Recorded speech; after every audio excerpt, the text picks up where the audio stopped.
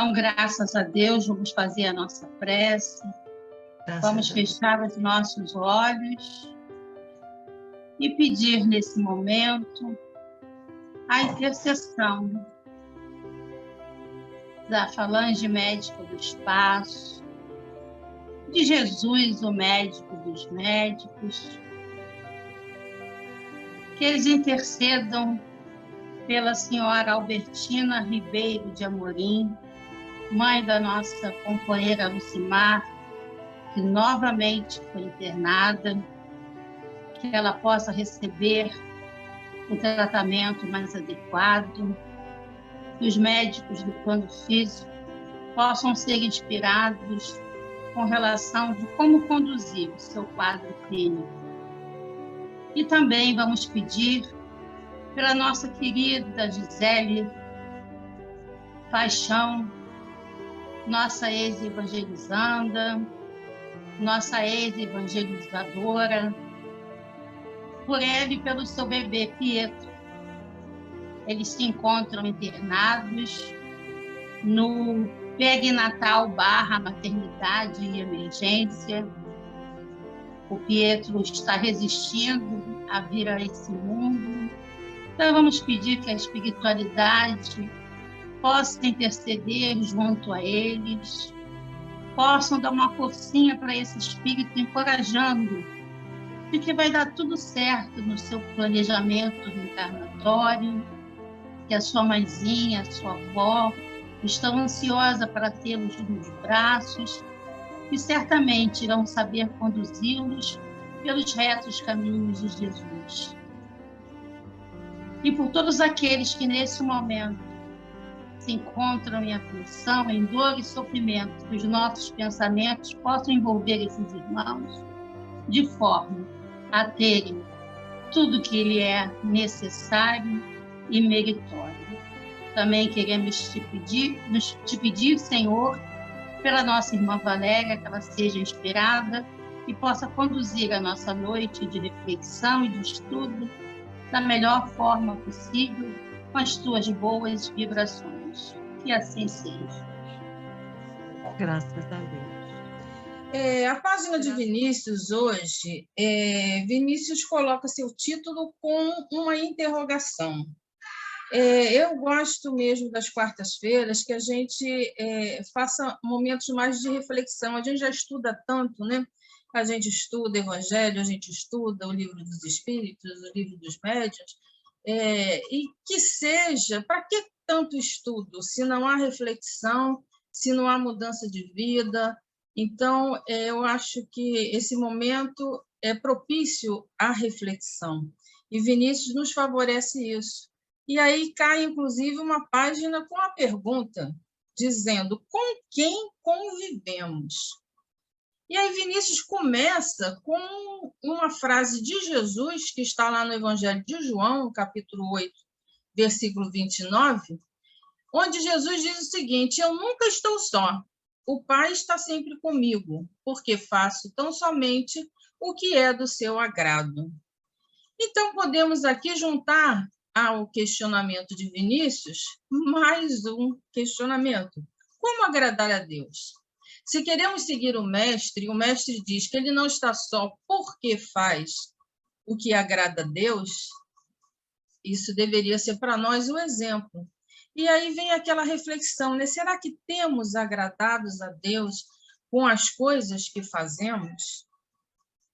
Fica a pergunta, vamos tentar responder lá para o final, ou a vida inteira, né? E Vinícius continua dizendo assim: como Jesus, de cuja autoria são os dizeres acima, o homem também nunca está só. Ele é, por natureza, um ser rigorosamente sociável. Recluso na cela dos conventos, foragido no deserto, balançando sobre as águas longínquas do mar, entranhado no seio da terra, constrangido no âmbito mesquinho do calabouço, o homem jamais se encontra só. O homem jamais deixa de viver em companhia de alguém. Vinícius traz aqui um primeiro conceito de que o homem é um ser sociável. Se a gente vai lá para o livro dos Espíritos, Na terceira parte, sobre as leis morais, no capítulo 7, a gente encontra a lei de sociedade, onde, na questão 766, os espíritos dizem a Kardec que a vida social está na natureza, que Deus fez o homem para viver em sociedade. Inclusive, ele coloca nessa questão que o homem não tem todas as faculdades. Ele precisa justamente dos outros homens, das outras pessoas, para poder compartilhar essas faculdades.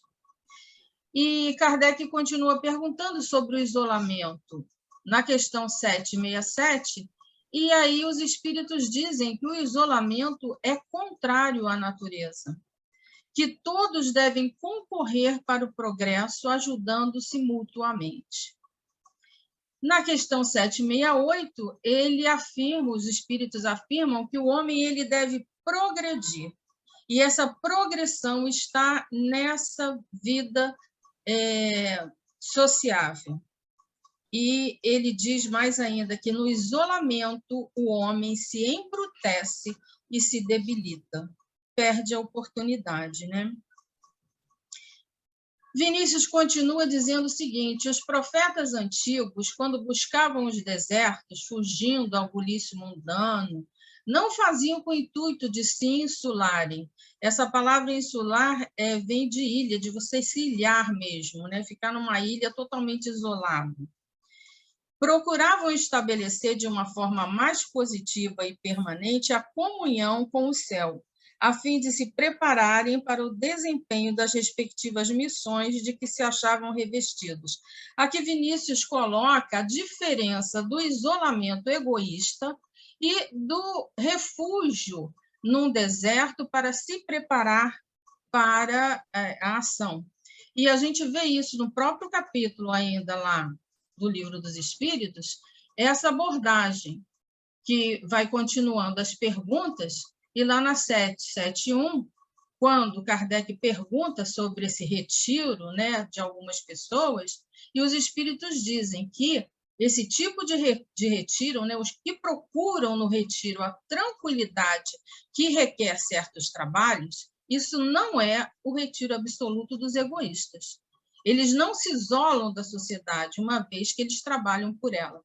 A gente vai ver o próprio Cristo, muitas vezes, se isolando, se retirando para orar, para estar só com a espiritualidade, né? Entrando nessa sintonia com a espiritualidade para depois descer do monte e ir à ação. E isso com vários outros missionários, né? Vinícius continua agora colocando os planos físico e psíquico, dizendo que eles estão entrelaçados. Os imortais convivem com os mortais em franca camaradagem. O pensamento é a linguagem por excelência, porque é o idioma universal. É pelo pensamento que os seres inteligentes, racionais e conscientes, na rigorosa acepção desses vocábulos, se ligam e se agrupam. Então, não é só a questão do ser sociável no plano material, no plano físico, mas aqui Vinícius coloca que até no plano psíquico e no plano, nos dois níveis, né, físico e psíquico, a gente continua não estando só, estamos em companhia. O fato de se encontrarem uns encarnados, outros desencarnados, não constitui impedimento para esse convívio. Por quê? Porque pelos pensamentos os seres se atraem, firmando comunhão. Nós vamos ver lá na Revista Espírita, de 1864, no mês de dezembro, Kardec faz um discurso que é impossível eu ler todo ele aqui, mas depois posso até disponibilizar para vocês, e quem puder, é muito lindo, sobre a comunhão, o princípio da comunhão do pensamento. E Kardec, eu trouxe só um aspecto, mas ele aborda isso assim de uma maneira ampla, né, nessa revista. Eu trago aqui, que eu achei muito interessante, quando ele diz que a comunhão de pensamento quer dizer, olha lá, unidade de intenção, de vontade, de desejo, de aspiração. E aí ele vai colocando, o pensamento é o atributo característico do ser espiritual. A gente já sabe isso lá na questão do Livro dos Espíritos, na questão 89, Kardec retoma isso aqui. Então, o pensamento é o atributo característico do ser espiritual. A vontade é o pensamento transformado em força motriz. Portanto, não adianta só o pensamento, é preciso ter vontade, é preciso querer. E ele coloca isso como a vontade é a força motriz do pensamento. Olha que interessante. E uma advertência que Kardec faz, que assim como há raios sonoros, harmônicos e discordantes, se o conjunto for harmônico, a impressão é agradável.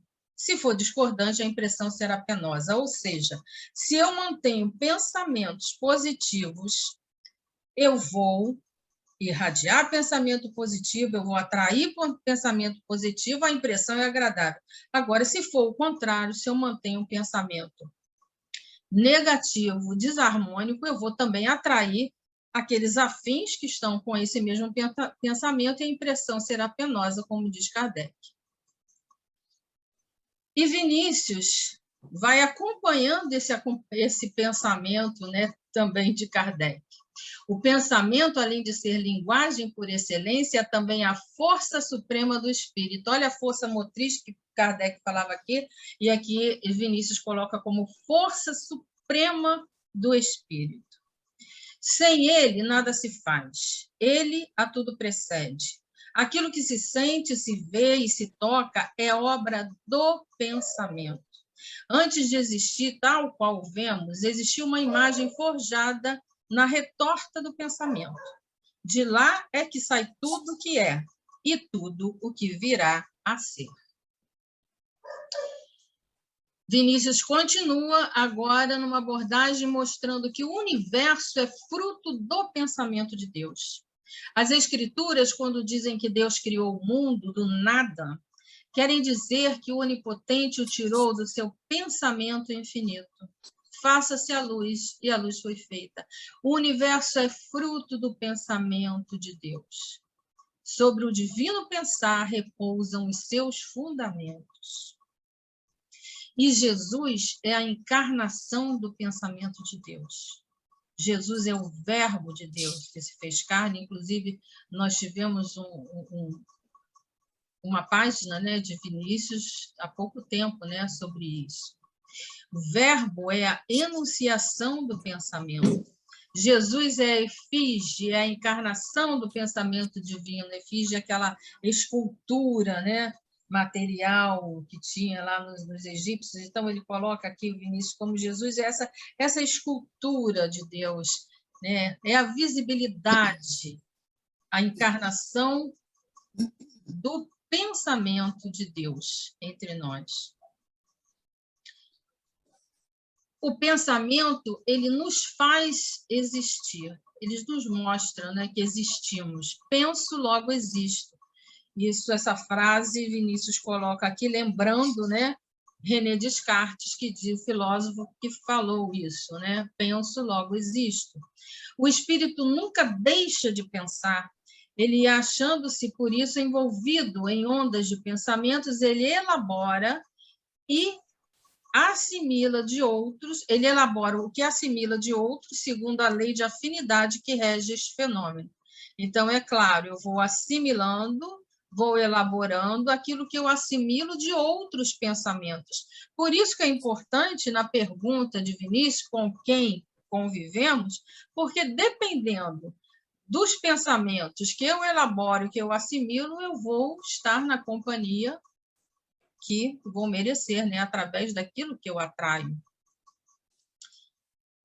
E aí, justamente, Vinícius continua falando sobre essa irradiação do pensamento, dizendo que o Evangelho ele relata numa dezena de passagens que o mestre via e distinguia os pensamentos dos homens. Bom, aqui a gente não vai entrar na questão da dupla vista de Jesus, isso a gente acha em Gênesis, no capítulo 15, muito bem colocado, mas Jesus tinha isso, é o que a gente fala hoje, né? Eu li o seu pensamento, né?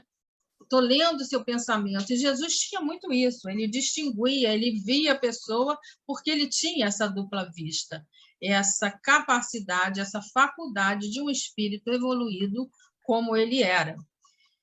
Vivemos imersos num oceano de pensamentos. A gente está sempre pensando, né? Por mais que a gente queira dizer, não pensar em nada, mas não adianta, a gente vai estar pensando. Sobrenadam à tona desse oceano pensamentos de toda espécie, emitidos por habitantes da Terra e do espaço. O homem, conforme o seu estado moral e intelectual, assimila esta ou aquela categoria de pensamentos e sugestões que de toda parte lhe chegam. E, inclusive, a gente, até no que a gente lê, no que a gente assiste, as pessoas com que conversamos, a gente vai assimilando essa categoria de pensamentos, as sugestões nos vêm, pode ser sugestões boas, pode ser sugestões positivas, podem ser sugestões negativas, vai depender da nossa aceitação diante disso. Consoante as vai recebendo, assim se vai estabelecendo sua comunhão com os demais seres pensantes. Eis porque ele nunca está só. É sempre Vinícius afirmando que nós não estamos sós. E nos questionando de com quem convivemos. Continua Vinícius, dizendo que o nosso corpo ele exala e irradia constantemente. Aí está. Quando sadio e forte, emanações puras e sãs. Quando enfermo e combalido, emanações mórbidas e pestilentas. Vamos entender que o sadio e forte aqui, o enfermo, não é só questão material, mas é o estar saudável nos pensamentos, na nossa mente. Então, se está sadio e forte, nós emanamos coisas puras e sãs. Se tiver enfermos, mórbidas e pestilentas. Nossa alma, a seu turno, irradia incessantemente, quando sã, pensamentos elevados e puros. Mas, quando enferma, pensamentos que são verdadeiros eflúvios deletérios. É para matar e morrer. Né? Dependendo do pensamento que a pessoa irradia, daquela força de mágoa, de raiva, o tal de querer a justiça, toda a força, né? Acaba aí emanando eflúvios deletérios, é para deletar, né?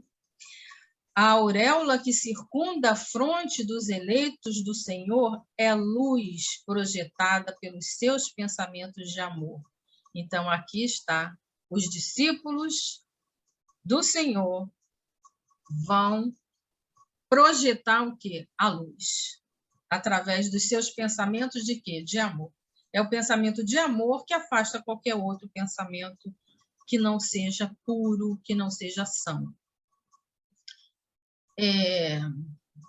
Continuando, o pensamento define o efeito, porque Jesus considerava o adultério pelo pensamento como um delito consumado. Vamos pensar no adulterar as coisas. Eu adulterar o meu pensamento, eu adulterar o pensamento do outro, eu já cometo aí um delito. Tais sejam, pois, nossos pensamentos, tais seremos nós. Nós somos o que pensamos, né? Isso está lá no Livro dos Espíritos o tempo todo. Somos o que pensamos, inclusive depois de desencarnar. O nosso perispírito se manifesta diante daquilo que pensamos de nós mesmos. Mais uma vez, Vinícius afirma, nunca estamos sós. O pensamento nos dá a companhia que quisermos. Olha o que Vinícius diz. Jesus estava sempre com o Pai e os seus mensageiros, tanto que ele começa dizendo isso, que ele nunca está só e que ele está com o Pai porque ele faz o que agrada. Então, Jesus sempre com o Pai, com o Criador e com seus mensageiros, coberto, né, sempre cercado de espíritos puros, bons? E nós? Aí Vinícius agora coloca a gente para pensar. E nós? Com quem temos convivido? E com quem ora convivemos? Uma vez que nunca podemos estar sós. Então, a gente está com Jesus, está com quem? É para refletir. Voltamos, então, à tela inicial que eu coloquei para vocês, para que nós reflitamos, né? Como agradar a Deus? Se é isso que faz com que Jesus esteja sempre com o Pai, como agradar a Deus?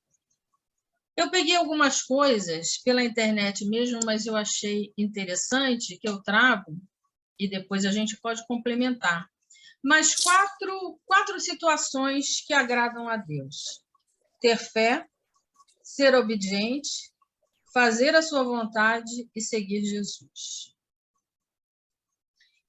Ter fé, lá na carta aos Hebreus, a gente encontra no capítulo 11 o seguinte: ora, sem fé é impossível agradar-lhe, porque é necessário que aquele que se aproxima de Deus creia que ele existe e que recompensa os que o buscam. Então, a fé é o primeiro alicerce do agrado a Deus. Ser obediente, a gente pensa nas leis naturais, na lei divina, que é o que Jesus fala. É cumprir as leis divinas. E ele diz: se vocês me amam, obedecerão aos meus mandamentos. Ele faz dos 10 mandamentos 2. Por quê? Porque amar a Deus, amar ao próximo como a si mesmo. Se você ama, você não mata, você não rouba, você não fere, você não agride. Se você ama, não tem por que pecar. Aí está a verdadeira lição, é o amor. Todo pecado vem do desamor. Fazer a sua vontade, lembramos aqui a figura de Maria. Eis a serva do Senhor, faça-se em mim segundo a tua palavra. Aquela que cumpriu a vontade de Deus, que com certeza não era aquela que ela programou, aquela que ela pensava do jeito que era, mas ela aceitou e fez, e faça-se, faça-se. E a última é seguir Jesus. Como agradar a Deus, né? A última, seguir Jesus. Se alguém quer vir após mim, deve o quê? Negar-se a si mesmo, tomar a sua cruz e seguir. A gente tem que lembrar que, às vezes, é tão bonito, né? Seguir Jesus, tudo muito florido, mas implica em carregarmos a nossa cruz, seguirmos as nossas provas, assumirmos as nossas provas. Enfim, amar a Deus, amar ao próximo e amar a si mesmo. E é muito interessante que, quando Jesus fala amar a Deus sobre todas as coisas, amar ao próximo como a si mesmo, implica aqui uma condição. Quer dizer, se eu não amo a mim mesmo, se eu não me cuido, se eu não procuro estar em sintonia, se eu não procuro me equilibrar, como eu vou poder amar o próximo? Como eu vou poder ajudar o próximo? Então, é aí a fórmula que Jesus nos deixa. Amar a Deus sobre todas as coisas, amar ao próximo, amar a si mesmo. Vamos, então, nesse momento, fechar os nossos olhos e pedir a Jesus que nos ilumine, nos dê a paz de espírito para podermos estar com Ele nessa sintonia de pensamentos. Pai de infinita bondade, te agradecemos de todo o coração por estarmos aqui juntos nessa caravana de amor. Agradecemos por todos os pensamentos bons que essa caravana emana a cada dia, desde o bom dia, desde as comunicações boas, dos pensamentos, das orações para cada um dos nossos irmãos. Agradecemos nosso mentor conselheiro, que com certeza conduz essa caravana, está sempre nos dando esses pensamentos bons. E queremos nos colocar mais uma vez em vossas mãos, nas mãos dessa espiritualidade amiga, tão complacente de nós, que possamos assumir as provas do nosso dia a dia, as nossas dores, as nossas enfermidades, todas as nossas dificuldades, que possamos fazer daí pensamentos bons, entendendo que tudo isso são oportunidades para crescermos, oportunidades para provarmos a nossa fé, para provarmos que queremos seguir a Jesus, carregando a nossa cruz, não jogando essa cruz na mão dos outros, mas assumindo aquilo que é nosso, aquilo que é preciso que assumamos, aquilo que é preciso mudar dentro do nosso coração, da nossa mente, para que a progressão se faça.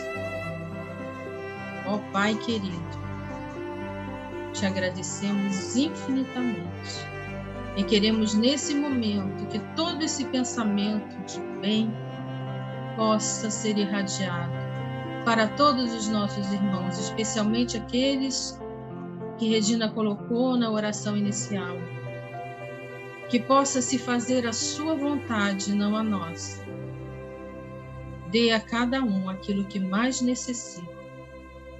Olhai pelos suicidas, por aqueles que perderam o sentido da vida. Que esse pensamento de bem possa tocar o coração de cada um, para perceberem que não é dessa forma que nos livraremos das dificuldades, mas é enfrentando. Mãe Maria, cubra-nos com teu manto sagrado. Roga por nós agora e em cada momento da nossa existência, inclusive no desencarne. Assim seja, graças a Deus. Palavra aberta, abram os microfones. Que estudo maravilhoso, né, minha irmã? Como sempre, muito dedicada, muito profundo. E como agradar a Deus? Acho que nós podíamos cada um responder essa pergunta, né? Eu diria que nós temos que arregaçar as mangas e nos colocar a serviço do próximo. Seria uma forma de agradar a Deus, né? Acho que cada um podia dizer como agradar a Deus, Bia. Eu acho que a gente agrada a Deus sempre. Nós somos filhos dele e ele sabe de cada um de nós as nossas capacidades. Eu acho que o mais importante é como nos agradar. O que estamos fazendo para nos melhorar? Assim como tem aquela passagem de Paulo que coloca: Senhor, não sou digno de estar a seu serviço. Ele fala: Paulo, o que tu tens já me é de proveito. Agora, o que tu és é com você. Né? A nossa, como você colocou, como Jesus traz para nós. A cruz pega seu sofrimento, a sua incapacidade, a sua pretensão de melhor e vem e me segue. Porque Deus está aberto, Ele está ali, Ele é amor. Então, Ele está o tempo todo nos amando, nos oferecendo e feliz por nós. Mas o que nós estamos fazendo por nós? Porque a gente, querendo ou não, a gente melhora. Melhoraremos se a gente for mais rápido. Ele coloca para você, para todo mundo. Você quer melhorar? Você quer progredir? Então faça por você. E você fazendo por você é o que a Regina falou, ajude. Faz pelo outro, pelo aquele que você convive, ou aquele que você te rodeia, né? E a gente está o tempo todo não sabendo nos ajudar, porque quando a gente ajuda o outro, a gente se eleva. Essa é a grande matemática divina, né? Não é você fazer só por você. É por isso que ele pergunta, o que tu está fazendo por ti? Vá, faça por ti mesmo, para que você progrida. E se você, porque por Deus você já está fazendo. Você já está querendo fazer alguma coisa. E ele já está feliz por ti. Eu acho que é um estudo, Valéria, tão grande, tanta coisa, tão assim, sabe, de ficarmos o ano inteiro falando só sobre esse texto. Com certeza, poderia ser desdobrado em tantas coisas, né? Mas eu acho que, assim, mais do que estudo em si, eu quis trazer mais reflexão. Mas foi ótimo, adorei. Exatamente. E você trouxe uma reflexão muito profunda, né? Aquele momento do estudo em que você diz que Deus, ele criou tudo através do seu pensamento, né? Pensamento de amor, de perfeição, de tudo. Aí você vem e ele traz para nós dizendo que Jesus é a encarnação do pensamento de Deus. E aí a gente vê toda a trajetória de Jesus, uma trajetória de perfeição, agindo dentro das leis de Deus, transbordando o amor numa energia tão vibrante que ela ainda está no universo, né? Ainda nessa vibração e transpõe séculos e séculos, chega até nós já estivemos em encarnações passadas tendo esse contato, mas através de tudo que nós estamos vivenciando nessa encarnação, onde diz assim, agradar a Deus, nós estamos fazendo aqui, trocando essas informações através que nos chega, uns com os outros, né? Procurando refletir sobre elas nesse sentimento de tentar ser melhores criaturas para conosco, né? E para com o nosso próximo, porque as nossas atitudes, né, que são geradas pelos nossos pensamentos, que temos tantos que vigiá-los, porque muitas vezes nos deixamos envolver em energias que podem nos tirar, né, dos bons pensamentos, por isso é o vigiar. Então, tudo isso, né, a reflexão desse estudo, ela aborda assim, de uma forma geral no que Jesus representa para nós, nesse sentido de que, como estamos agradando a Deus, estamos guardando teorias, pensando em praticar, quando eu for perfeito, ou já estamos fazendo algo por nós mesmos e pelo nosso próximo. Porque e a gente sabe que a gente já está fazendo. Eu sei que cada um de nós já está fazendo algo por si mesmo, tanto que estamos aqui unidos, e pelo próximo, em todas as oportunidades que surgem. E a gente sente essa energia maravilhosa quando a gente faz.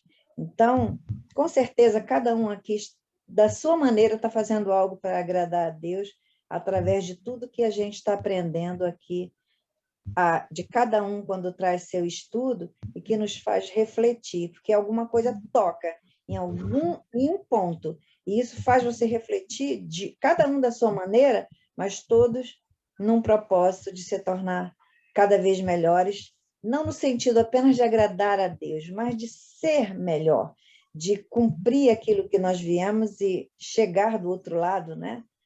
Com mais vontade de realizar tudo que nós aprendemos aqui, porque com certeza ninguém vai querer ficar parado, né? Quando for. Não sei se eu me fiz entender. Sim.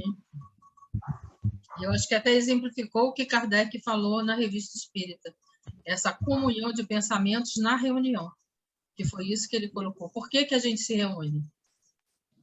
Exatamente. Podia cada um, ele fala isso na revista, vai dar zoom já, que cada um podia ficar na sua e fazer as coisas na sua casa. E por que estava todo mundo ali reunido? Que essa comunhão de pensamento é importante.